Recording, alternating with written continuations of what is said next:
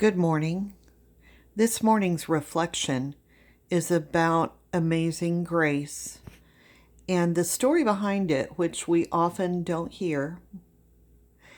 The author of the hymn Amazing Grace was John Newton, and before his conversion experience, he had had a difficult life. His mother died when he was 6.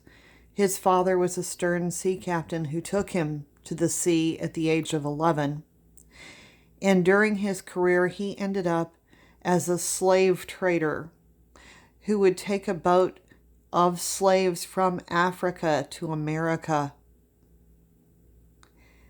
At that time, God was not really a part of his life, and a lot of rough things happened, but one of them was that during a violent storm, his boat nearly capsized, and he had a conversion experience.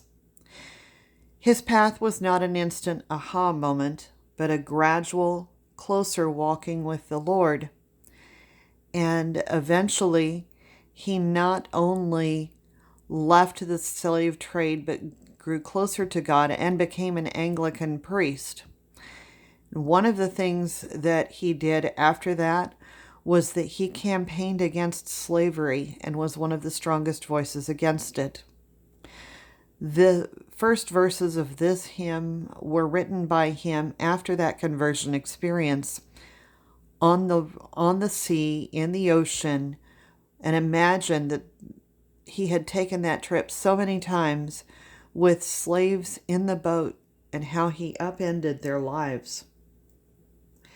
Later, this began to be sung as a hymn in some things, and the writer Harriet Beecher Stowe, who wrote Uncle Tom's Cabin, added at least one, I think 2 verses to this that she used in her book.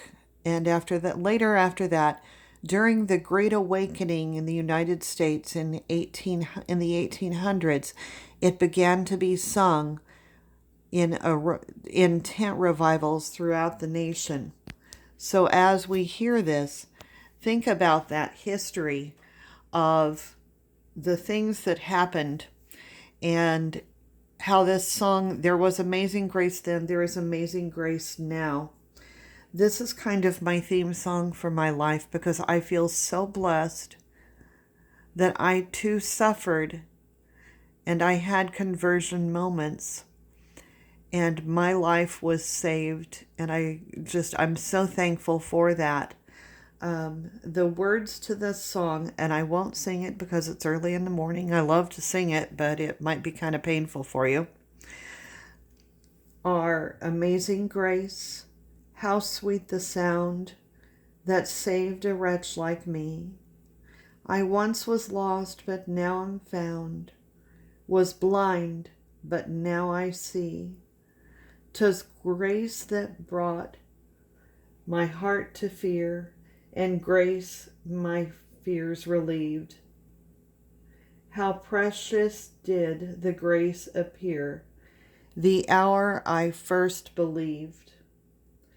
The Lord has promised good to me, his word my hope secures. His will, I'm sorry, I'm reading right now, so it let me stumble a little bit because I'm trying to turn to the side to do it. His will my shield and portion be as long as life endures. My favorite verse after the first one is this last one written by Harriet Beecher Stowe, which after this is going to have a whole new meaning or a richer meaning for me. When we've been here 10,000 years, bright shining as the sun, we've no less days to sing God's praise than when we first begun. This song is one of many that's in a medley that I sing to children and babies when I'm rocking them. I've sung it in hospitals for the sick. And most recently, it was one of those that I sang for my mother-in-law last year when she lay dying in the hospital. It was the song that was sung to me by my babysitter, Miss Clark, who, when I was a little girl, used to sing this and all kinds of gospel songs.